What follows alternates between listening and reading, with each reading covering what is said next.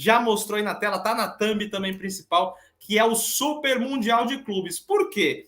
Teve a reunião aí da FIFA na cidade de Kigali, em Ruanda, né, na África, para definir alguns pontos sobre o futuro das competições.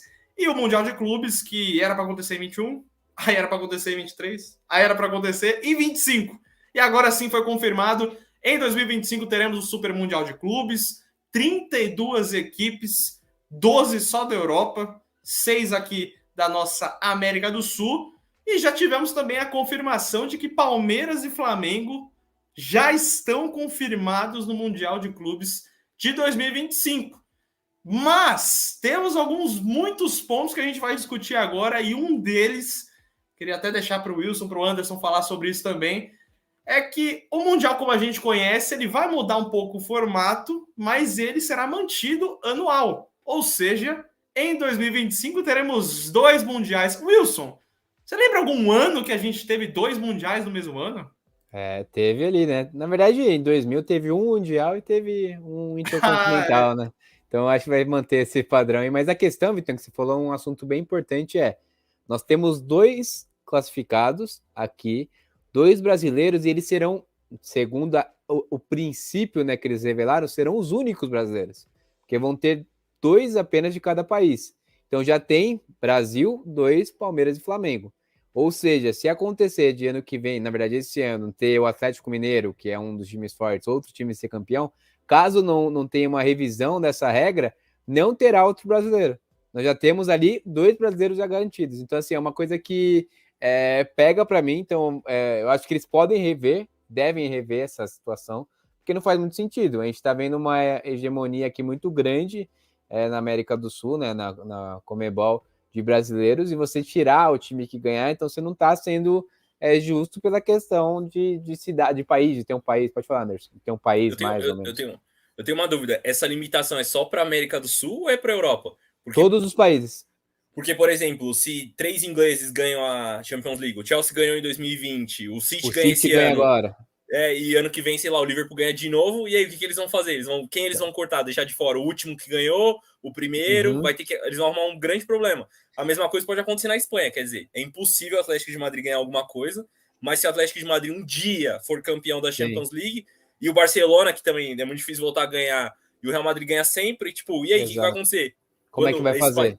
Esses países que tem mais de um time ou 2 times muito fortes, alguém vai se prejudicar em algum momento. Não, e só você colocar, tem um que aconteceu agora. Vamos colocar aquele quadro, né, que teve Real campeão, Barcelona e Real campeão em cima do Atlético. O Atlético, eles seriam desclassificados por ser o vice, que eles não estão dando vaga. Eu achei bacana isso, não dá vaga para nem Liga Europa, nem para Sul-Americana, que são, querendo ou não, é uma série B, né, do Continental. Então, como não está acontecendo, o vice seria. Então, em 2014, o vice foi o Real, quer dizer, o vice foi o Atlético do Real, e em 2015 foi o Barcelona campeão. Então já teriam 3 europeus. E aí, ia ter que fazer o quê? Ia dar pro vice do Barcelona, que foi a Juventus, no outro ano. Então, assim, vai ficar uma coisa meio confusa. Eu, na minha visão, acho interessante. Acho mais interessante que o Vitor falou de manter. O Vitor aqui, né? Que aqui é o espelhado. O Vitor aqui falou para manter esse anual, porque eu não vejo ter muito sentido de só ter a cada 4 anos e não ter, tipo, aquele Mundial que a gente já está acostumado a ter. Com outro formato, né? Com o europeu já estando na final, isso é até algo que o pessoal critica bastante. Eu não sei a opinião do Anderson, do Vitor, a gente conversou um pouco. Eu acho interessante, porque eu vejo que existe sim uma supremacia europeia. Não faz sentido o europeu entrar na semifinal, assim como o sul-americano, porque se você for analisar, o sul-americano está mais perto do africano e do asiático do que do europeu. Então faz muito mais sentido o brasileiro, no caso, o sul-americano, se igualar aos demais do que se igualar como estava o europeu. Então, assim, tem alguns ajustes, mas vai dar muito pano para manga, tem muita coisa para falar. Vou deixar o Anderson falar e depois a gente volta a falar mais sobre isso, que é muita coisa. Isso pode ser até um tiro no pé deles também, porque a gente vê o renascimento dos italianos também. Inter, Milan, a Napoli tá arregaçando. Por exemplo, se a Napoli ganha, hipoteticamente, pode acontecer. O Napoli tá jogando muito, talvez seja o melhor futebol da Europa. Se o Napoli bate campeão agora, a Inter e o Milan voltando a crescer, ganham nos próximos 2 anos aí, e aí o que eles vão fazer? Porque eles não podem deixar simplesmente escolher o Milan e falar, o Milan vai ficar de fora do Mundial. É o Milan, é tipo um dos maiores clubes da história do futebol, ou vai escolher a Inter, sabe? Então é uma coisa que eles precisam avaliar muito bem isso. É fácil eles terem esse critério quando se fala de Alemanha, que provavelmente só o Bayern de Munique vai ganhar a Champions League, e em um momento, sei lá, daqui uns 30 anos, talvez o RB Leipzig, que eu coloco na frente do Borussia Dortmund, inclusive, pelo projeto e tudo mais. Agora, nesses países é até fácil. Agora, você excluir uma Inglaterra da vida, que tem o chamado Big Six, e que agora tem o aporte financeiro do Newcastle e outros times crescendo, quem garante que o Newcastle não pode ser campeão daqui a uns anos? Também da Champions League. Então, é uma coisa que eles estão excluindo. Eles criaram uma bolha na cabeça deles e acham que só os mesmos clubes vão ganhar. Só que não vai ser assim. Eu concordo que o europeu tem que chegar na final direto. Eu acho que os caras não tinham... Pra falar a verdade, eu acho que o europeu nem precisava jogar o Mundial. Isso, com a visão de torcedor que tem clubes na Europa, assim, no coração, eu vejo como um desperdício de tempo para os meus clubes, assim. Não muda nada no calendário, principalmente quando você torce para algum clube inglês. O inglês tanto faz o Mundial de Clubes para os caras... Desse formato, né, Anderson? Só para ficar claro, você tá falando do formato atual. O novo formato é outra coisa. Sim, só pra o outro formato eu acho que vai dar até um pouco mais de competitividade para os caras. Não é porque eles vão jogar contra a gente, é porque eles vão jogar entre si. Isso. Tipo assim, o campeão do mundo para eles vai ser tipo assim, o Barcelona vai jogar, sei lá, contra o Real Madrid num campeonato mundial. Eu acho até que os ingleses não vão precisar fazer no navegador deles lá na página do time uma explicação, como o Chelsea fez. O Chelsea, quando jogou contra o Palmeiras, criou uma página no site do clube explicando o que era o Mundial de Clubes pro torcedor, porque o torcedor não sabe. Tipo, o cara não sabe o que é. E ainda a explicação deles era uma porcaria, que falava assim, o Mundial de Clubes é quando o time da América do Sul joga contra o time europeu. Tipo, eles nem sabem que existe outros continentes que jogam Mundial. Então, é surreal. Mas sabe que perdeu pro Corinthians, né? Isso ressalta também um pouco disso, que eu entendo que durante o jogo nenhum europeu entra para perder nenhum jogo, mas não é algo marcante, a gente tem que entender isso. E o inglês é diferente do espanhol, o inglês ele dá menos importância ainda, o inglês tem isso com o Mundial, e uma coisa só para pegar o gancho também, que é interessante, o que eu percebo esse Mundial, hoje eu tive uma sensação de que pode acontecer de fato. Até hoje eu achava que era balela, porque teve, igual o Victor falou muito bem no começo, teve várias mudanças de data, vem ali, notícia aqui, notícia ali, nunca tem algo fixo. Hoje tem algo fixo, a gente tem alguns classificados, né? Se não me engano é Chelsea, Real, Palmeiras e Flamengo e outros ali, mas enfim, desses são os mais relevantes aqui pra gente, né, no Brasil. Então, quando a gente vê isso, a gente fala, pô, vai sair. Só que aí, como o Anderson disse, qual é a diferença desse Mundial? E aí, por isso, eu acho que o europeu pode dar um pouco mais de vazão, de importância. Que vai se tornar importante porque vai ter mais dos seus, vai ter mais pares, vai ter mais europeus. E isso, para mim, é uma tentativa clara até no formato, né, vai mudar, né, o formato tanto da Copa, que a gente vai falar um pouquinho também, mas também da Champions, vai mudar o formato, mas é uma tentativa bem clara da FIFA pegar o melhor produto do futebol do mundo. O melhor produto do futebol do mundo é a Champions. A FIFA não tem poder sobre a Champions. Só que ela tá querendo fazer uma quase Champions. Ela vai colocar os melhores times da Champions e outros times ali. Vamos ser sinceros, vai. O Bruges fez um papel legal, mas não colocar o Bruges e o Flamengo. Entendeu? Vai colocando o time só pra maquiar, pode falar. A FIFA tá querendo fazer a Superliga sem ser a Superliga. Que os clubes tentaram fazer ano passado e ano retrasado. Todo mundo se ferrou com a UEFA. E agora a FIFA tá chancelando uma Superliga. E eu não duvido nada que daqui a uns anos a FIFA devagarzinho vai minando as nossas vagas aqui da América do Sul, dos outros países, e vai deixar só europeu no negócio. Pra virar, tipo, um mundial de verdade. Porque, vamos falar a verdade, nos últimos... sei lá, em todas as edições do Mundial, os brasileiros e os sul-americanos vão só para fazer número. Por mais que a gente ganhou em algumas edições, se você assiste os jogos, é uma covardia, cara. É ataque contra a defesa o jogo inteiro, e aí a gente costuma ganhar dos caras em uma bola, e é um gol que você fica, que gol foi esse que os caras tomaram? Um gol inacreditável, e depois é só pressão. O Chelsea perdeu o Mundial para os Corinthians, e se você assiste o jogo, o Chelsea basicamente atacou o Corinthians o jogo inteiro. O Cássio foi o melhor em campo. Você pega o São Paulo contra o Liverpool. O Rogério Ceni fez umas defesas inacreditáveis, teve gol impedido, teve de tudo. E a maioria das vezes é um absurdo. O Barcelona contra o Inter de Porto Alegre também foi outro jogo que... o Barcelona não ganhou por sei lá, milagre divino. Teve o gol do Gabiru lá. Então é uma coisa que, basicamente, a gente vai lá, faz um número, às vezes ganha, porque não é sempre que os caras vão ganhar. Se você coloca 10 vezes um time para jogar contra o outro, em alguma ocasião pode ser que o cara perca, mas, no geral, a gente já vai com aquele sentimento de, a gente só não quer perder de muito, sabe? A gente não vai com a confiança que eles vão, a gente vai lá e vai ganhar. A gente vai assim, pega o time dos caras e olha, sei lá, vamos olhar o Real Madrid.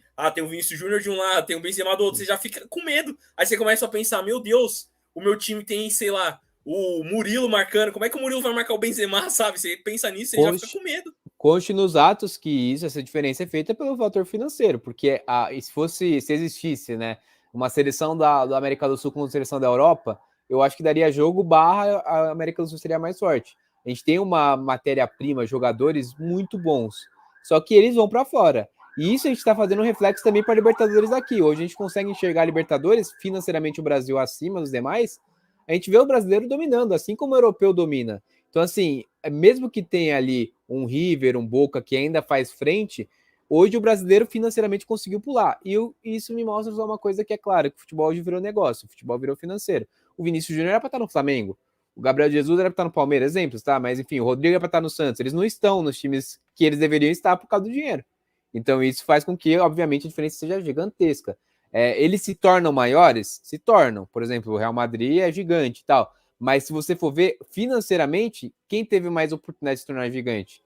Foi o Real Madrid ou foi o Palmeiras? Entendeu a ideia? Então, assim, eles conseguem construir grandeza também financeiramente. Lógico que não é só isso, tá? Mas enfim. Mas eu acho que eles conseguem uma construção que a gente não faz aqui, que é a marca. Tipo, eles consolidam a marca. Por exemplo, vamos usar o Corinthians como exemplo, que é o maior time de massa, assim, da maior torcida do estado de São Paulo. Talvez a maior torcida do Brasil, porque o Flamengo, a maioria da torcida torce para vários times. E o corintiano é o Corinthians e já era. A maioria das vezes é assim. Você pega o Corinthians em, sei lá, 2009 até 2013, era o time mais rico do Brasil, era o Corinthians. Contratava o Pato, não sei o quê. Não soube trabalhar a própria imagem e a marca. E agora o Corinthians, todo mundo fica zoando, deve marmita, deve isso, deve aquilo. Meu, se você pega esse time há 10 anos atrás, ele era o dominante, sabe? Ele não construiu a marca dele. E é uma coisa que os times europeus conseguem fazer. Por exemplo, qual o diferencial do Real Madrid para os ingleses? O Real Madrid não tem o dinheiro dos ingleses. Só que todo jogador fala, eu quero jogar no Real Madrid. Aquele que várias telhas lá, eu não sei pronunciar o nome dele, ele acabou de falar que o sonho dele é jogar no Real Madrid, tipo, e ele falou que em algum momento da vida ele vai jogar no Real Madrid, ponto. O Tchouaméni, ano retrasado, antes de chegar no Real Madrid, o PSG tentou contratar ele com muito mais dinheiro do que o Real Madrid, e ele falou, eu não tenho outra opção, é o Real Madrid, ponto. Tipo, eu só quero ir pro Real Madrid. E é uma coisa que a gente não tem aqui. Tipo, por exemplo, você não pega um cara do Ituano, o cara do Ituano não vai falar, eu quero jogar no Corinthians e ponto. Ele vai para onde está dando mais dinheiro. Então, tipo, a construção da marca, eu acho que a gente peca muito aqui nisso. Por exemplo, o Flamengo e o Corinthians são os times do momento. O Flamengo e o Palmeiras. Porque tem muita grana. Não é porque os caras querem jogar lá. Os caras vão pro Flamengo porque o Flamengo tá pagando 2 milhões pro Gabigol, tá pagando 1,5 milhão pro Arrascaeta. Então, acho que a gente tinha que trabalhar melhor a construção da marca dos nossos clubes. Tipo, o produto clube. E o produto futebol também, né? Porque uma coisa Exatamente. Que a gente vê... O Vitão vai matar a gente que a gente tá estourando o tempo. Mas, enfim, uma coisa que a gente vê que é claro, eu fico... É lógico que a gente não é americano. Americano faz do esporte um show. Mas, mano, é impressionante. Eu tô lá na beira do gramado fazendo o jogo e não tem nada no intervalo. O torcedor que chega uma hora antes, ele não tem nada para assistir. Então, assim, qual é... E outra, aí você pega a nova emissora que pegou aqui o Paulistão.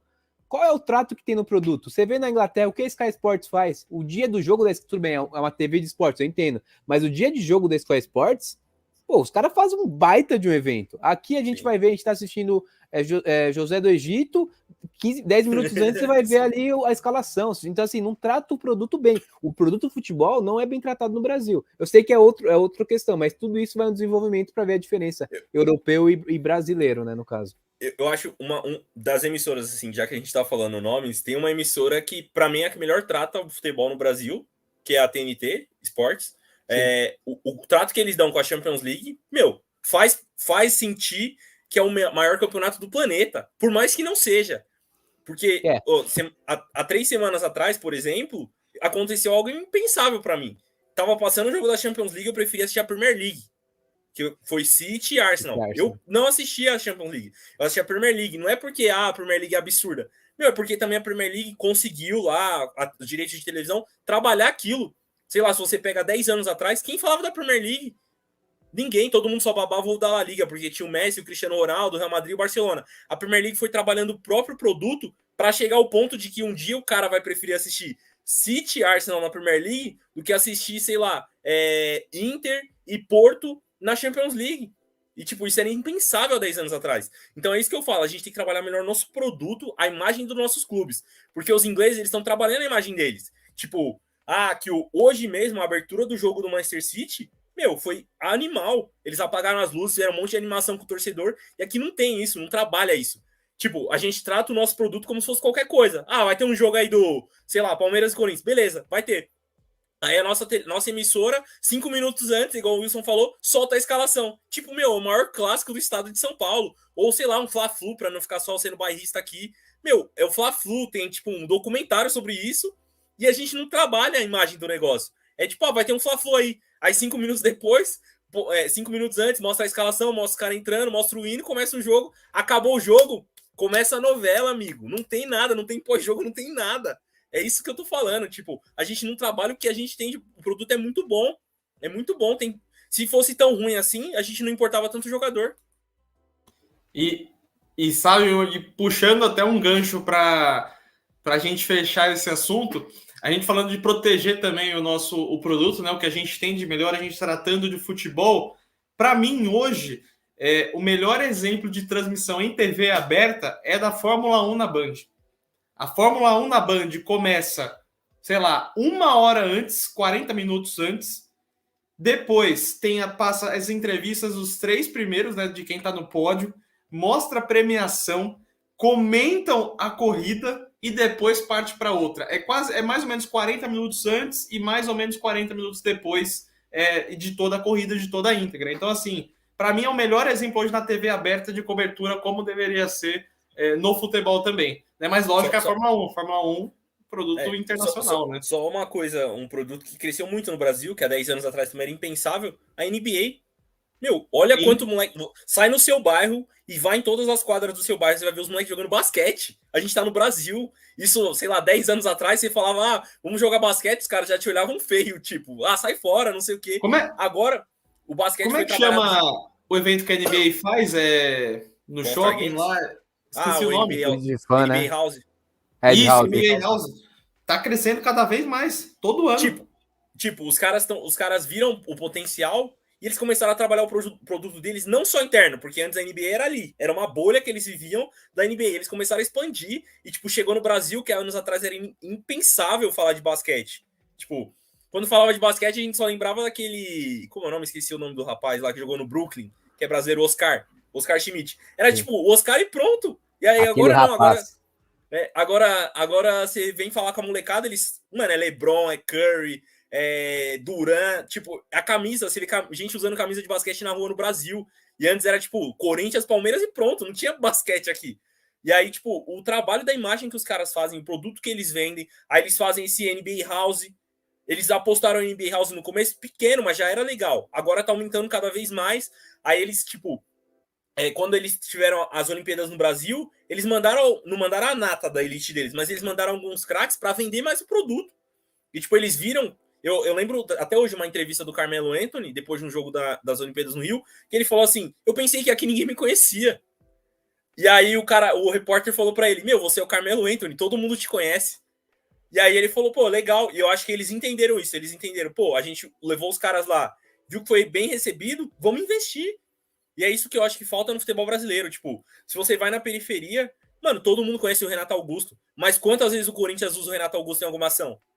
Quantas vezes o Palmeiras usa o Rafael Veiga, usa o Dudu, que é tipo um super ídolo? Usa quando é campeão para apresentar lá a taça uma vez a cada 3 anos, 2 anos. Meu, tem que explorar a imagem do cara, o cara tem que dar palestra, sei lá, o cara tem que estar num evento, tirar foto com fã, porque é assim que você divulga a marca, é assim que você cria a relação. Hoje em dia, tipo, foi até engraçado sábado, uma coisa aconteceu. Eu saí para comprar pão na minha rua e eu vi 2 caras com a camisa do Manchester City. Tipo, o Manchester City não é nem um time grande. E isso é impensável, mano. Eu moro na Zona Leste de São Paulo. Tipo, o Manchester City. O que era normal aqui na Zona Leste era você ver cara usando a camisa do Corinthians, mano. Era usar a camisa do Corinthians, usar a camisa do São Paulo, usar a camisa do Palmeiras, do Santos. E agora você vê gente usando a camisa do City. Você vai no shopping, você vai ver gente usando a camisa do Chelsea, do United, do Barcelona, do Real Madrid. Então, tipo, é que os caras trabalham a imagem deles e a gente não sabe trabalhar. Era só isso que eu queria falar. Já me empolguei demais. Isso. E pra gente fechar, é realmente isso aí. A NBA está pro basquete como, por exemplo, a Premier League está pro futebol. A gente só tem que aprender com esses exemplos. E para a gente voltar também do assunto mundial de clubes, né? Porque justamente a gente chegou a isso pela falta de explorar a nossa marca e de como isso chega também no Mundial. Para você que está nos acompanhando, Mundial de Clubes, seguinte, 2025, 32 clubes, mesmo formato da Copa do Mundo até ano passado. 32 equipes, 8 grupos com 4 times cada um, e aí oitavas, quartas, semi e a grande final. 2023, esse ano, Mundial acontece normal na Arábia Saudita em dezembro. Teremos Mundial de Clubes em dezembro esse ano. Aquele mesmo formato, time do sul-americano entra na semifinal, assim como o europeu. 2024 já é estudado o novo formato. E como seria esse novo formato? É bem confuso, mas acompanhe. Primeiro, um triangular entre o campeão da África, da Ásia e da Oceania. O melhor desses 3 avança para a semifinal. Do outro lado, os campeões das Américas, da CONCACAF e da Libertadores, jogariam um jogo entre si. O vencedor das Américas e o vencedor do resto do mundo jogariam pela semi, e quem vencer pega o europeu na final. Esse seria o formato do Mundial de Clubes a partir de 2024. Com isso, o europeu jogaria apenas uma partida, o que, para mim, tornaria muito mais atrativo por justamente não atrapalhar tanto nas competições que os times europeus têm.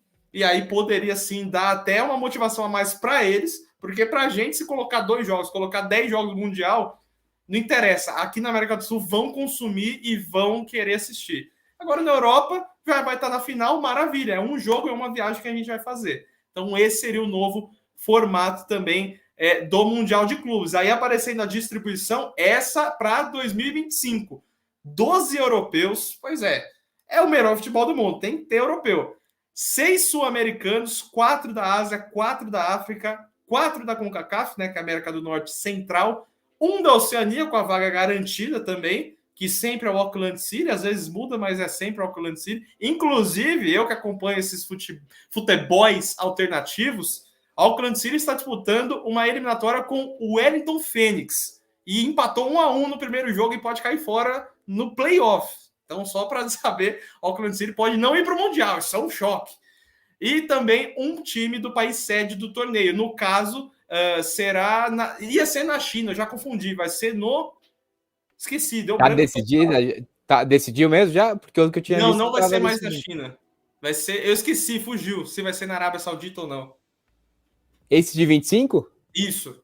Pelo que eu tinha visto, não sei se também posso estar desatualizado, que ainda estava a decidir. Então tinha visto como decisivo. Fica definido. Mas não vai ser mais na China, porque era a ideia inicial. Que era a ideia inicial de 23, né? Se não me engano, né? Que era para sair em 23. Era isso mesmo, era para a China, mas aí, pelo que eu vi, mudou para 25, ainda não está definido a sede, mas está para decidir. O que tem só de decisão, para a gente cortar, tudo bem, que tem nada a ver, mas é que agora temos a candidatura, né, de Marrocos agora fixo com a Espanha e Portugal para 2030, que sou totalmente contra, não faz sentido algum. A candidatura que tem que vencer é aqui da América do Sul, porque são a Copa do Mundo centenária, tem que ganhar aqui, não foi no Uruguai, obviamente, mas enfim, não tem nem assunto para hoje disso. Sobre essa questão, só uma coisa que o Victor falou, eu acho que essas vagas que você mostrou desenha aquela diferença que a gente tinha falado. A gente está 6 para 12, a gente está metade. 6 para 4, que são as outras, a gente está mais perto dos outros do que da Europa. Então, pelo menos está mais ajustado. As vagas, né, já dizem muito sobre isso. Cara, tem uma observação que eu queria fazer sobre essa distribuição das vagas. Eu ainda defendo que o campeão da Europa League tinha que ir. Eu tenho um ponto. Eu acredito que, olhando a visão europeia, a nossa visão, eu quero quanto menos europeus, melhor. Mas, assim, com a visão europeia, eu acredito que se tivesse o campeão da Europa League, melhoraria o nível da competição, porque, assim, o campeão da Champions não quer perder para o campeão da Europa League. Então o cara ia se coçar mais, tipo, ele ia se incomodar mais para jogar melhor. Ele não ia chegar com aquele desendereço todo se tivesse alguém de um nível que ele considera inferior a ele, tentando ganhar dele. Então eu acho que isso geraria até mais esforço do campeão da Champions. Então eu defendo ainda, pelo menos, diminuir essas vagas, tipo, 10 campeões da Champions e 2 da Europa League, algo desse tipo, sabe? Arrumar algum esquema, porque eu acho que isso pode melhorar o nível de competição do próprio torneio.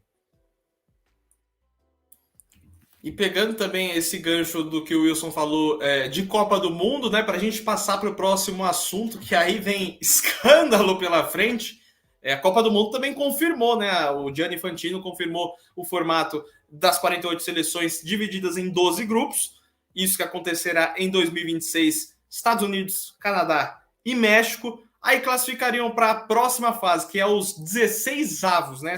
Vai ser a segunda fase, que 16avos é muito estranho, muito feinho para falar. Os 2 melhores de cada grupo, mais os 8 melhores terceiros. Então, uma fase a mais na Copa do Mundo, ou seja, o campeão jogaria 8 jogos, não 7, como no formato até 2022. E um detalhe que, para quem gosta de Copa do Mundo e quem não gosta de Copa do Mundo, que é muito legal. Passaremos de 64 jogos para 104 jogos no intervalo de um mês. Em um mês teremos 104 jogos de Copa do Mundo. Isso assim é surreal, né? A gente já brincou tanto assim falando, para fazer o álbum da Copa esquece, vai ter que encadernar, porque não tem como, não tem papel, não dá para fazer, vai ter mais de 1.000 figurinhas, vai pacotinho custando 6 conto. Então assim, E, Vitão, isso indica que, na minha visão, não vamos ter mais sede única, eu acho. Porque talvez não um dá. país continental, porque assim, nós temos uma sede dupla na história, que foi a sede Japão e Coreia, Brasil campeão em 2002. Isso. Nós teremos a segunda agora, que vai ser lá na América do Norte, né? Que é México, Canadá e Estados Unidos. E a terceira já é certeira em 2030, que aí são essas duas candidaturas que eu falei de perdão, a quarta, né? Certo? Quarta? Na verdade, 2030 já tem uma, se eu não me engano, quádrupla, né? No caso da América do Sul. Porque a Bolívia Chile, pode entrar. Chile, Paraguai, Argentina e Uruguai. Eu vi que a Bolívia podia entrar. Então seria a quinta? 5? Eita! Caraca! Vai ficar bagunça. Não, e pior que não tem como, porque com essa quantidade de jogos não tem. E um detalhe que você falou de Marrocos, né? De toda essa aura de 100 anos de Copa do Mundo, de ser, pelo menos no Uruguai, que é onde começou o Mundial, Marrocos já tentou ser sede de Copa do Mundo 4 vezes. Em todas, Marrocos perdeu. Nunca sediou uma Copa do Mundo. E assim, pelo que a gente vê no Mundial de Clubes e também agora, principalmente com esse hype de Copa do Mundo, eu não duvido que possa acontecer algo em 2030, não. Eu defendo super que seja aqui na América do Sul, principalmente com relação ao Uruguai. E eles são favoritos. Antes que o Anderson vai falar rapidinho, porque pelo que eu estava vendo de especulação, nós não temos uma Copa longe da Europa. Foi 2010, África do Sul, 2014, Brasil. E entre isso, a Europa, Alemanha 2006 e Rússia 2018. Esse foi o maior hiato sem Copa na Europa. Nós fizemos uma Copa no Catar, faremos uma Copa na América do Norte e seria a terceira Copa fora da Europa se fosse se fosse aqui na América do Sul. Então, como tem Espanha e Portugal e Marrocos, que ainda tem essa questão de bastidores, essas são ainda a sede mais forte, a campanha mais forte que pode ganhar. Para mim, igual você falou, a áurea, gigantesca. Para mim tem que ser o Uruguai. Mas enfim, pode falar, Anderson. Não, eu tenho 2 pontos. Vocês não acham que para a América do Sul faria mal uma Copa do Mundo de novo? Olhando o cenário financeiro da América do Sul, que tá devastada, a gente não tem dinheiro aqui, tá tipo muito ruim mesmo. É calamidade total. O Brasil é o menos pior dos países quando você olha o cenário econômico. E olha o rombo que a Copa do Mundo de 2014 deixou no país. O país ficou em desgraça. E outra coisa, vocês não acham que vai cair muito o nível técnico da Copa do Mundo com esse tanto de seleções? Porque assim, quando você pega o formato atual, já tinha muitos jogos ruins. Tem jogo durante a Copa do Mundo que é muito ruim, sim. Que é sofrível, aqueles jogos de 6 horas da manhã lá, Irã e, sei lá, um exemplo, Irã e Macedônia, por exemplo. A Macedônia nem foi, mas, tipo, 6 horas da manhã, Irã e Macedônia é horroroso. O cara não quer assistir. Agora, imagine 48 seleções, vários Irãs, várias Macedônias, Islândia, sabe? Uns times que não dá, não tem condição. Eu acredito, Anderson, que essa questão vai muito do que o padrão FIFA exige. Por exemplo, uma coisa que eu não gostei, a gente acabou não citando, daqui a pouco a gente vai ter que pular o próximo assunto, vamos pro Paulistão, porque a gente já tá pulando tempo. Uma coisa que a gente viu, aí o comentário, né? Bom trabalho pessoal, tô no mute, tô com o bebê, o Léo Soto, né? Cadê o Havertz da Deep Web? Tem mais comentário, tem um pessoal aí, fica à vontade, pode comentar. Eu vi que tem aí o JB, será que o Palmeiras ganha Mundial? Depois do Anderson responde, será que agora ganha? Ganha, acho que agora nenhum brasileiro vai ganhar. E tem também o Caião tá aí também, né? Aí, ó, parceiro, Caio, a gente quer você aqui com a gente, hein? Tem que fazer a Copa do Mundo na Coreia do Norte. Vai ter Copa do Mundo com certeza lá. Mas enfim, uma coisa que eu achei bem interessante, que foi a sede da final da Libertadores confirmada no Maracanã, E eu vejo, em termos de Copa do Mundo, a gente tem tranquilamente uma possibilidade de fazer uma Copa aqui no Brasil agora. Porque a gente tem um monte de estádio. O problema é o raio, como diz o Neto, né? Da Atena, o raio do padrão FIFA. Assim, você tem que ajustar algumas coisas, mas você tem no Brasil Mineirão, estádio do Grêmio, estádio do Inter, Beira-Rio, você tem a Arena do Grêmio, você tem aqui no Paraná tem do Atlético. Em São Paulo você tem Itaquera, Allianz, Morumbi, a nova Arena do Santos, isso aí. Não esquece o estádio de Londrina, que virou estacionamento de ônibus também. Então, mas assim, vamos ser sinceros, a gente tem pelo menos aí uns 20 estádios, que não vai ser padrão FIFA, mas existe. Então a questão é, quando teve a Copa aqui no Brasil, e esse é o grande problema para mim, eu acho que foi eu acho que teve um monte de corrupção, a gente viu que um monte de corrupção que teve. Então teve elefante branco, tem estádio que hoje tá aí, não é usado para nada. Então se fosse feito de uma maneira ok, não teria o rombo. Eu acho que se fizerem aqui na América do Sul, sabendo que já teve um monte de rombo e um monte de lugar, e usar os estádios que a gente tem muito estádio, a gente joga Libertadores aqui. Dá para fazer com 4 países aqui da América? Dá para fazer. Tudo bem que tem um monte de problemas e tudo, faz alguns ajustes no estádio, precisa construir estádio, né? E sobre a diferença, eu acho que vai ficar um jogo ruim, mas a Copa do Mundo a gente gosta de assistir, então Macedônia e sei lá quem mais vai jogar vai ser gostoso, né? E para completar, 2027, CBF já estuda e deve confirmar a candidatura para a Copa do Mundo Feminina no Brasil. Então, 2027 poderemos sim ter uma Copa do Mundo novamente no Brasil. Lógico, envolve muito menos dinheiro, né? Tem as diferenças das modalidades, do investimento também nelas, mas podemos sim ter uma Copa do Mundo daqui 4 anos e uns quebrados, a Copa do Mundo Feminina no Brasil. E aí entra também essa questão, né? Porque vai ser difícil se de repente trazer essa Copa para cá, se eles vão olhar, já a gente mandou uma Copa do Mundo Feminino no Brasil, então não vamos mandar outra competição. Também pode ter essa questão. Mas eu defendo que 2030 seja aqui na América do Sul.